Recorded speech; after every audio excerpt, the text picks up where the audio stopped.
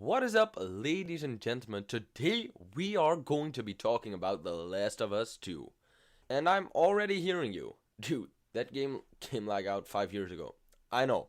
I replayed it recently and it was just the emotional roller coaster I was expecting by replaying it. I was like, oh, I know exactly how this game is gonna play out and what happens, but spoiler alert, I did not know what was happening. This is just gonna be a video of me rambling about my feelings about the game, and you are just gonna listen and you are gonna talk about it with me in the comments because you don't have any other choice. Okay? Okay, nice. So, The Last of Us. You play as Ellie because Joel fucking dies. Spoiler alert, by the way, Joel dies, and spoiler alert from here on out, because Joel dies. And that's the whole game. That's the whole narrative of the game. Joel dies, Ellie tries to find the bitch who killed Joel, and then you don't kill her at the end because Ellie's kind of a bitch. No, just kidding. Now we're gonna really get into the fine meat of the game. So, the story. It's a revenge story, obviously. But in the middle of the whole game, you're just like, let's go play as the character that killed the main character of the first game. I get what they're trying to do. I really do. They are trying to get you to like her. And it kind of works. At some parts, it really works. The dynamic between the other kid, like the Lev and Abby, it really works that way. But it just doesn't really give me the same vibes. Because there's no way they could give off the same vibes because it's a legendary duo. Ellie and Joel were the high peak standard together with Lee and Clementine of zombie apocalypse surviving badass teenage girl with middle-aged person. So, what happened then? You play as Abby at the second half of the game, but you lose the focus of the actual game because you're kind of like when you Joel dies and you're kind of like, yeah, let's get into this, let's get that bitch Abby. You're like, let's go. And then you play like on that Steam for 20 hours in the game.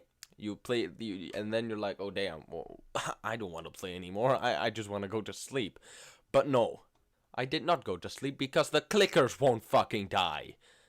Anyway, the game was kind of hard because I played it on hard mode because I thought I was a good gamer, but that isn't the case, I imagine, because I died. I died a lot during the game, and that's why I kind of lost the interest and the power after the first 20 hours of playing. But I was like, damn, I'm gonna do this game and I'm gonna do the whole story all over again. I'm gonna hurt myself without actually physically hurting myself, but mentally just destroying me. And that's what I did. I played the game. It was fun. It was a really fun game, like mechanical wise. The story was just kind of killing me. But Ellie is just an hate-driven person in this game. And you just don't like her. I felt like I didn't like her as much as I did in the first game because she was just a ball full of hatred. It was just like my English teacher in like the first grade. I don't know if I had an English teacher in first grade, but I imagine she's not nice. And that's what it felt like to me.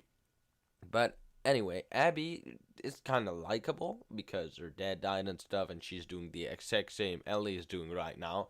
That's like the thing of the game.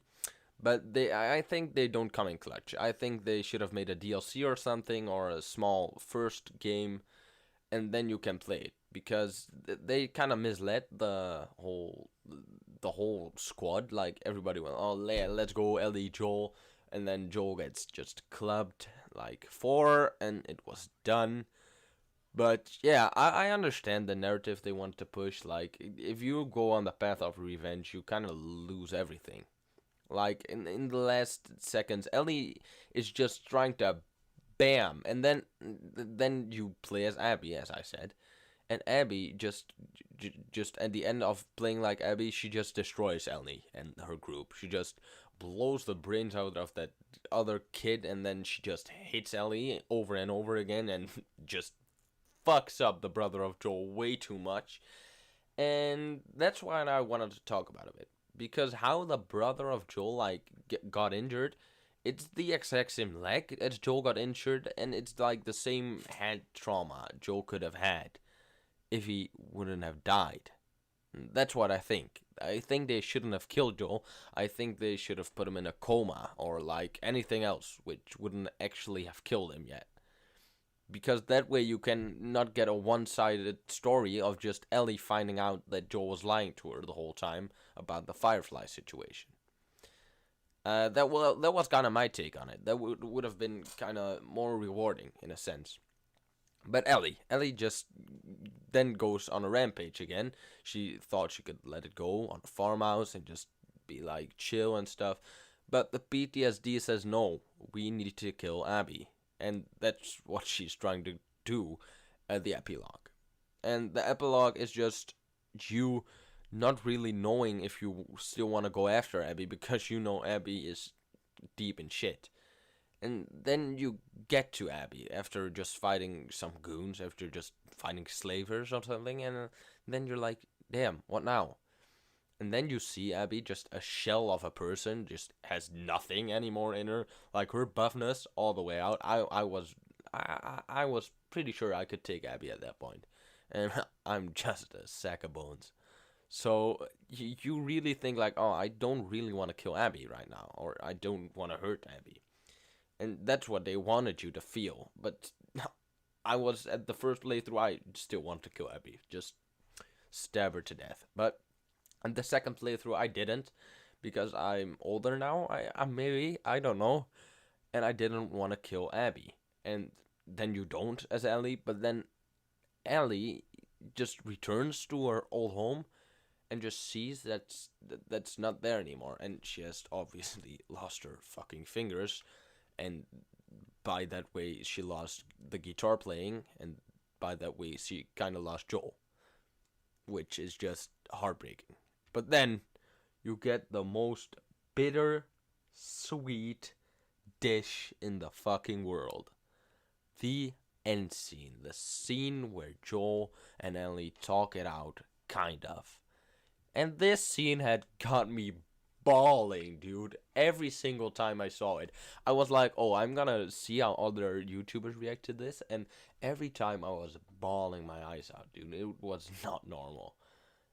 But then you kind of get the moment, like, oh damn, it was okay. It was okay. Ellie just didn't say something like, it's fine, but it was actually okay. And then you realize it wasn't, because Joel is still dead. You still lost Joel, which Ellie realizes, but she's like, I gotta let it go now because I did it. It's okay, it's fine. So she leaves the guitar behind. As she does, she leaves a bit of herself and Joel behind, which is fine. Closure is needed with this game. But the plus point of the game, because I think it wasn't that bad of an ending, the plus point is she has the bracelet on from her girlfriend and her baby. She has the bracelet on, and the bracelet is also packed in like the limited edition box. And that's why I think it's important that she did return to Jackson, and she is now returning to her friends and her girlfriend and her baby, or their baby, which is nice. I really think that's like a high point of the game, because you just like a sack of shit the entire game. But even with an ending this bittersweet, it just didn't feel like killing Joel like that, because Joel had it coming. He really did. He killed a lot of people in his days, but the way how he died is just not a thing I would like. I would have liked him more dying like an Arthur Morgan kind of way, like that his death mattered somehow. But it mattered a lot in the game, of course, but like really mattered to Ellie, and directly realized it mattered to her. But she really didn't. She was just not even gonna think about it. But anyway, if you like this quite ramble of the game, I'm maybe gonna do this some more, because I really like to give my opinions on games like this, like story based. And I'm gonna see you guys later.